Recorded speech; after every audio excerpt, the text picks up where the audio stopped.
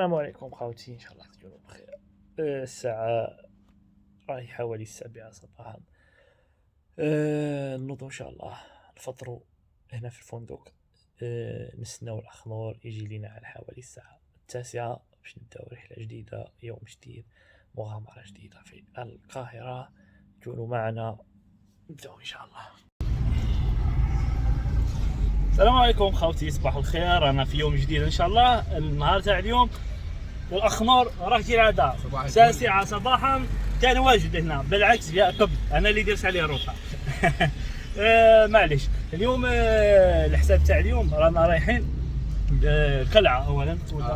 ايوا بنروح اولا لمتحف الحضاره.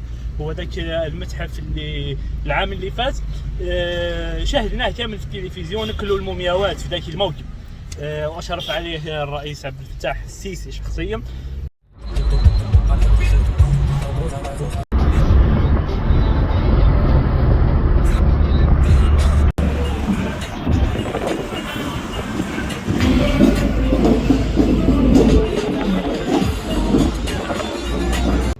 السلام عليكم خوتي، ان شاء الله تكونوا بخير. رانا وصلنا لمتحف الحضاره المصريه، لا المتحف القومي للحضاره المصريه. هو المتحف موجود هنا.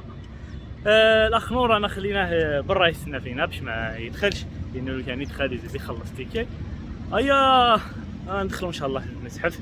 ندخل. هذا متحف كبير بزاف، فيه المومياءات تاع مصر، فيه بزاف. بالك كامل شفتوا العام اللي فات العرض اللي دارته مصر، العرض تاع موكب المومياوات، حتى حضر فيه الرئيس السيسي وحضروا فيه رؤساء دول كثير.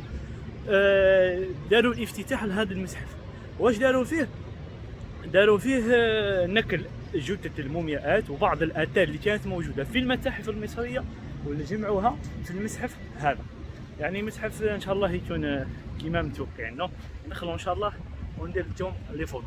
هو نورمالمون قالوا لي بالك التصوير ممنوع، بصح حنا راح نحاولوا الماكسيموم. هذا هو المتحف القومي للحضارة المصرية. اوكي خوتي، ندخلوا ونشوف.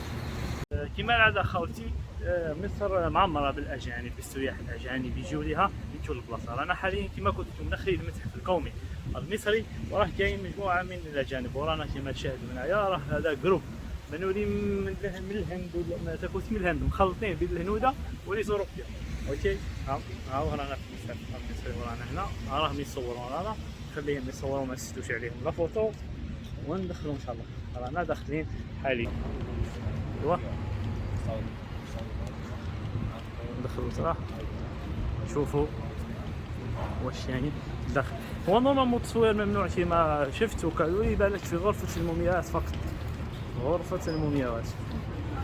ايوا هذا داروا له الافتتاح وقتها الموافق 21 شعبان 1442، وكما قلت لكم موافق لافريل 2021 العام اللي فات، كما الافتتاح اللي شفناه تحت إشراف عبد الفتاح السيسي رئيس الجمهورية المصرية.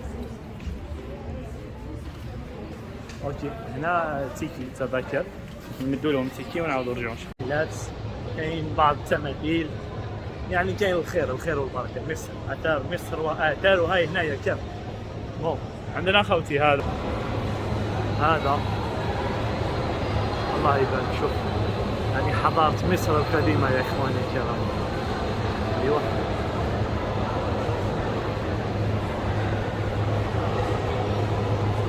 هذا وشنو هو؟ نورمالمون لقاو قدامه لوحة تشرح لنا واش هذا. ايوا الملك ميرنبتاح والآلهة موت. ايوا وهذا يعني جو رائع، والله جو رائع مع هذه الموسيقى، يخليك تحس انك في مصر القديمة فعلا. عاوتاني نتا الاخر هذا يبان مكسور الوجه تاعو، يبان الوجه تاعو مكسور. ايوا هذا الشرح او يشوف معي هذاك. يبالو راه داخلين. هذا امين نحات الثالث على هيئة ابي الهول، صح؟ ايوا يبان هيك. هذا هو. هنا واش كاين تماثيل زينة مصرية قديمة. هذه أقنعة جنائزية يعني. هذه كانوا يلبسوها أثناء الجنازة وأثناء التحنيط. فيه صور، عندي صور كيفها ذكرتهم في الرواية تاع وحي قلقا. أيوة هذا تابوت، هذا تابوت مكتوب فيه بلغة الفرعونية القديمة الهيروغليفية والهيراتيكية وما على باليش كيفاه، بصح اللي قرا الرواية تاع وحي قلقامش راح يتذكر ويشوف هذه الصور.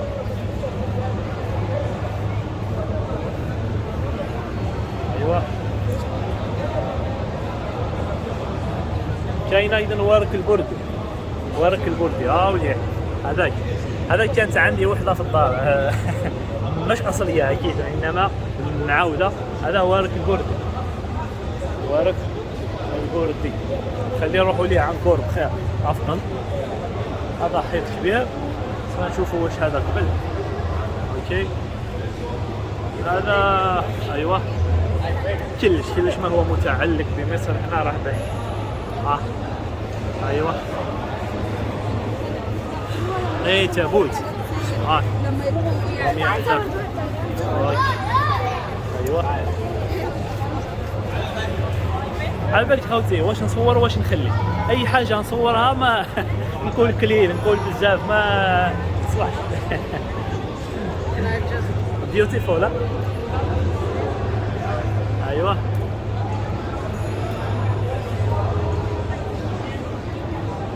خليوها نتصور. هذا هو جدار يعني هذه وشنو هي الكتابات المصريه القديمه. ايوه كيما مكتوبه هنا الكتابات المصريه القديمه. شوفوا خوتي كيفاه باهيين، كيفاه دايرين يعني هادو دوكا دايرين هكذا اخواني الكرام.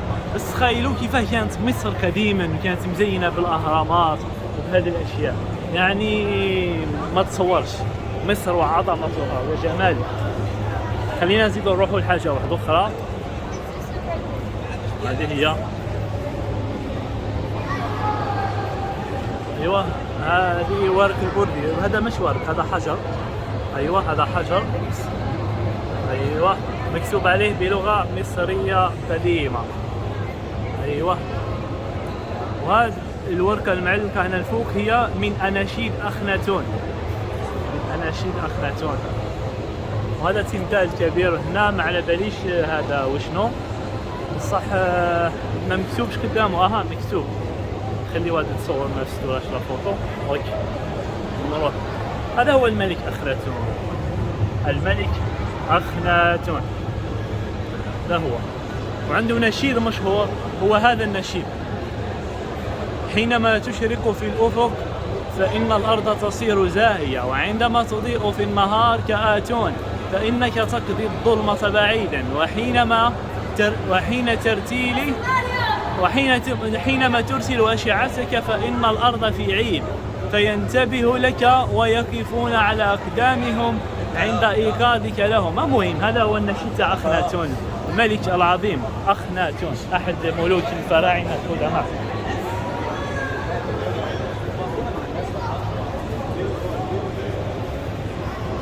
أيوة هذا أيضا تابوت قديم. هذا مرشد مصري يشرح المجموعة من السياح حول هذا الموجود في هذه الزجاجة بعض الأمور المصرية القديمة.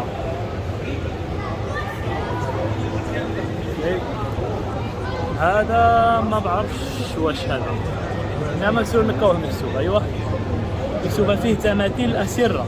هذا سرير تاع كاش ملكة، هذا مزين مخدوم. ايوه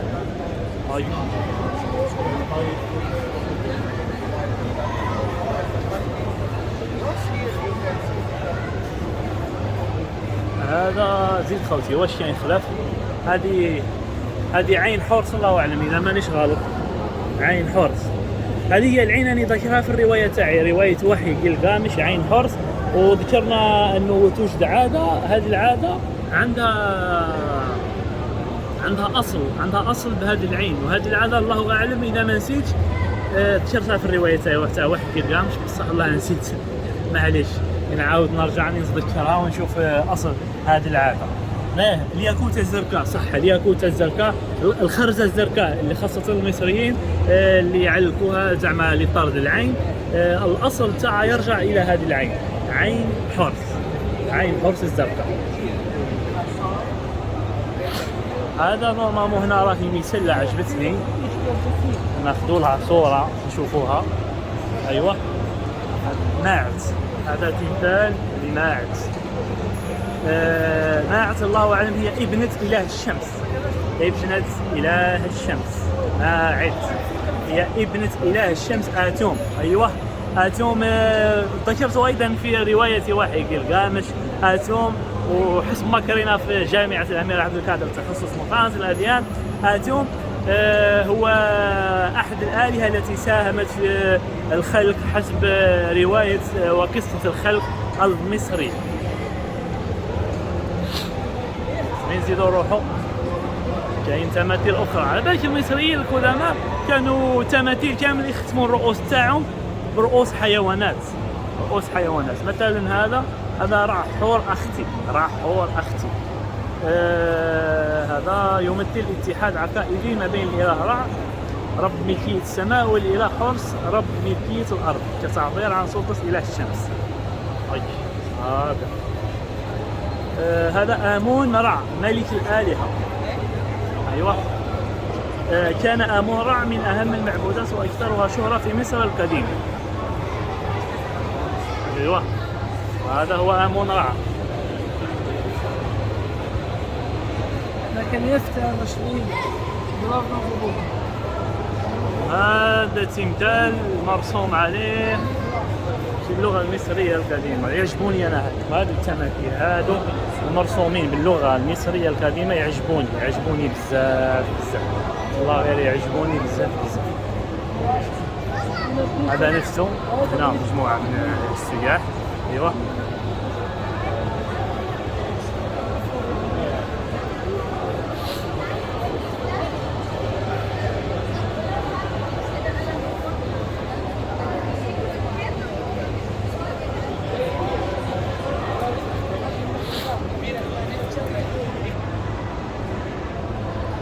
هذا خنسو، هذا إله القمر في مصر القديمة. خنسو إله القمر، خنسو إله القمر في مصر.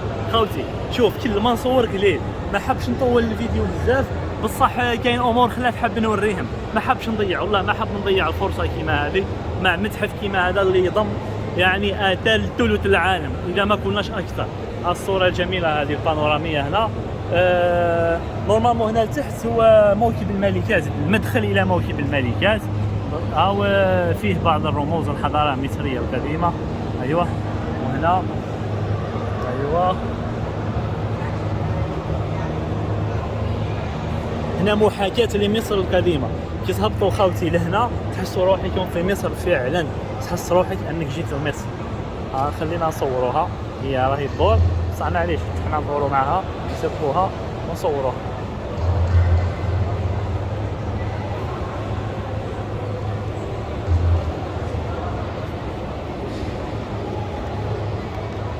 راهي تتبدل، قبيل كانت رموز الان ولات مومياءات هنايا خوتي، راهي تتبدل هنايا. هذه مومياء احد الملوك، وهذه مومياء لاحد الملوك، وهذه مومياء اخرى. وهذو المومياءات كامل العام اللي فات في الافتتاح، اذا شاهدتوا، اذا كنتم مهتمين بالافتتاح، انا العام اللي فات شاهدته وناس بزاف شاهدوه، الافتتاح والموكب الجنائزي اللي اقامه الرئيس عبد الفتاح السيسي لهذه التوابيت ولهؤلاء الملوك، ملوك مصر القديمة. ايوه، دوك نهبطوا دخله لتحت نسيو كيفاه نصوروا لكم المومياءات، مع انه التصوير ممنوع تما، بصح نحاولوا لانها فرصه كبيره انك تصور مومياء. نزيدو نشوفوا حتى شي حاجه واحده اخرى. ايوه، هذا سرير، هذا سرير الله اعلم.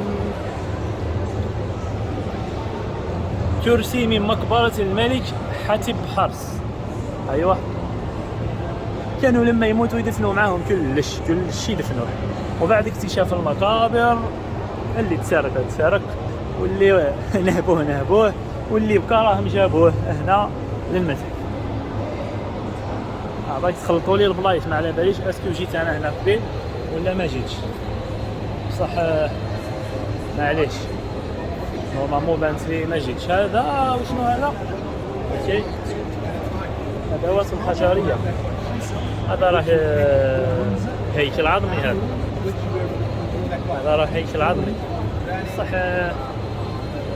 تاع من الهيكل هذا ما مشروعش، مكتوب ادوات حجريه وخلاص. هيكل عظمي.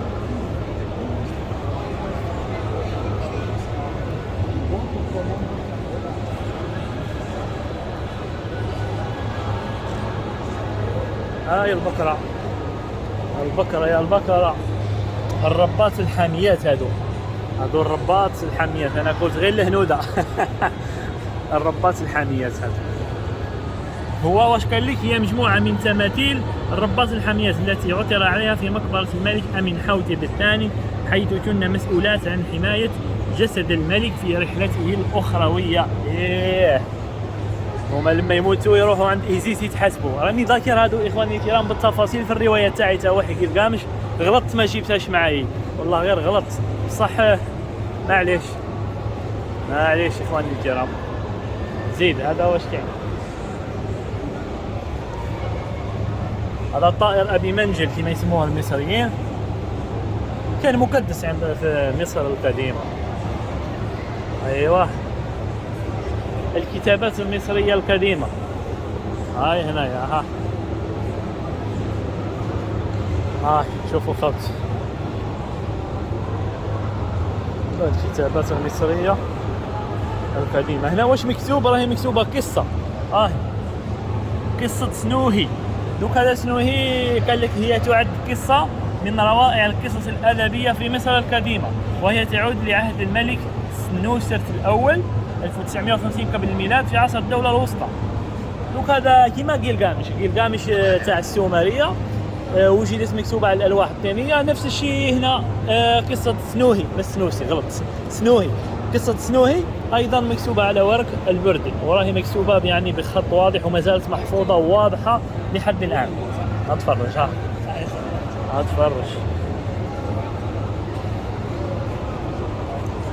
زيد واش كاين؟ من كل دول العالم تلقاهم هنايا. هادو باش كاين من ماليزيا، من ايطاليا، من روسيا، من الهند، من ايطاليا، من كل مكان. هذه شفناها قبل نورمالمون، شفناها اوكي، تمام. هذه شفناها بانت لي. هنا كنا قبل عند اخناتون، اناشيد اخناتون كنا قبل هناك.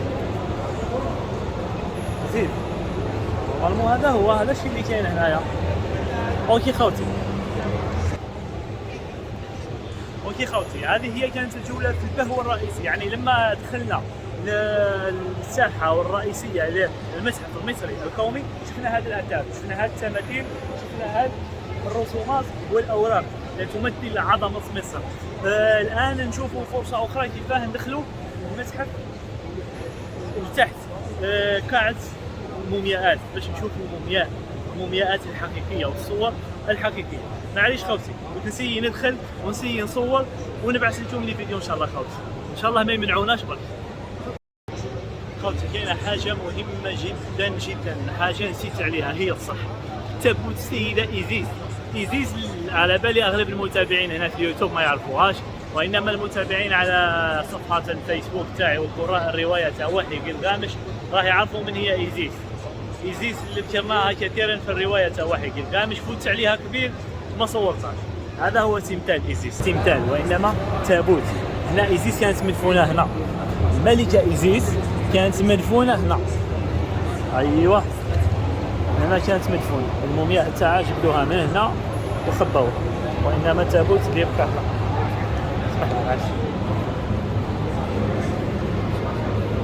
اوكي هذه هي ايزيس. ايوه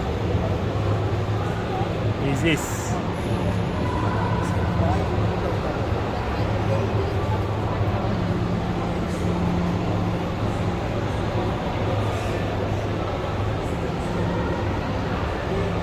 خوتي اللي يحب يطلب الروايه تاعي واحد قدامش يتواصل معايا، اي مجانا، ما رانيش نبيعها ولا حاجه، مجانا.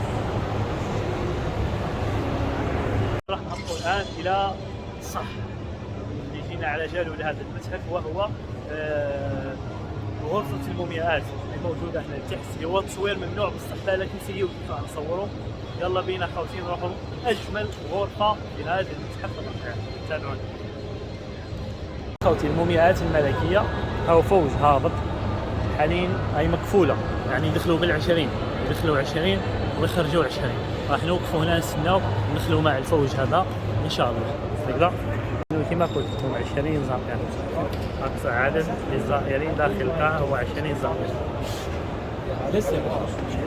اخواني رانا نستناو في الدور تاعنا يلحق باش ندخلوا ان شاء الله. الجروب راهو يجتمع دوك، لما يكمل الجروب يخرجوا للداخل ونعاودوا ندخلوا هنا.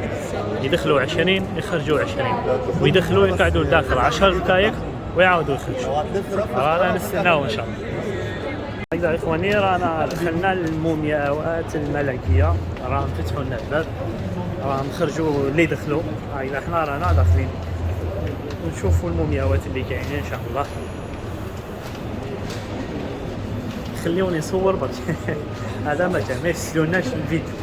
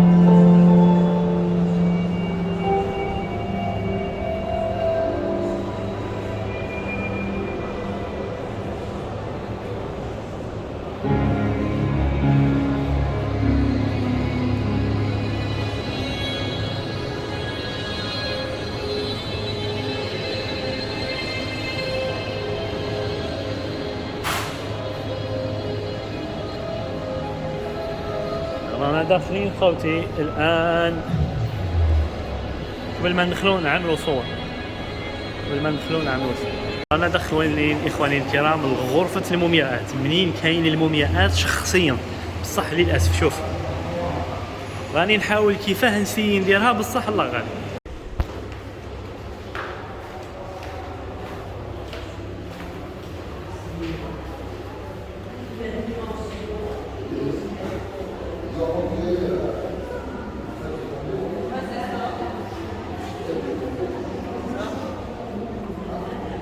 السلام عليكم خوتي، رانا خرجنا الان من قاعه المومياوات. شوفوا خوتي ما خلاونيش نصور، تصوير ممنوع، بصح هو واش راح نقول لكم، الشيء اللي صورته هذا كامل واللي شفتوه لا يساوي الصفر، لا يساوي الشيء مع واش شفت الداخل. المومياءات حقيقيه، ملكات بشعر، الشعر تاعهم مازال كيما هو. يعني سبحان الله، يعني يشوفوهم في الانترنت وخلاص. هذا واش نقول لكم، يو صور يو مشاهد لمومياءات، اكثر من 30 مومياء، صور حقيقيه، مش صور حقيقيه، مومياءات حقيقيه. يعني انا كنت اشوف بعيني كنت اشوف بعيني خوتي، والله العلي العظيم غير شيء عظيم، عظيم جدا جدا. بصح للاسف ما قدرتش نصور. جبت البورطاب عبال كاين الاعوان، كاين في كل بلاصه، في كل بلاصه عون يحكمك يقول لك ممنوع التصوير، ممنوع التصوير، ممنوع التصوير. انا جبت البورطاب غفلت واحد وضربت فوطو للمومياء تاع رمسيس، بصح كي جيت خارج حتى مني واحد قال لي حشمتك الكاميرا، قال لي طلع وصور.